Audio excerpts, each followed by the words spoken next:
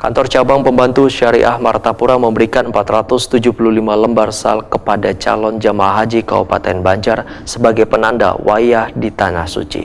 Dikarenakan banyaknya calon jamaah haji yang dikabarkan terpisah dengan rombongan setiap pelaksanaan ibadah haji.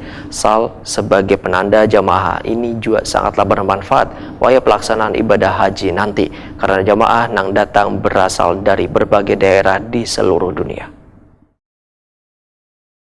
Kantor Cabang Pembantu Syariah Martapura memberikan 475 lembar syal kepada calon jamaah haji Kabupaten Banjar sebagai penanda wayah di Tanah Suci. Dikarenakan banyaknya calon jamaah haji yang dikabarkan terpisah dengan rombongan setiap pelaksanaan ibadah haji.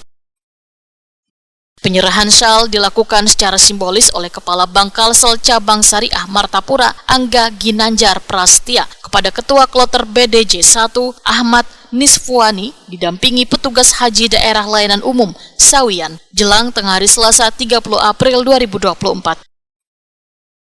Kepala Bangkalsel Cabang Syariah Martapura, Angga Ginanjar Prastia menyatakan syal yang diberikan pada seberatan calon jamaah haji Kabupaten Banjar wan sejumlah petugas yang mendampingi sebagai upaya untuk menyatukan jamaah supaya kada sasat wayah melaksanakan ibadah haji sehingga sesama jamaah sakloter bisa mengenali satu sama lain.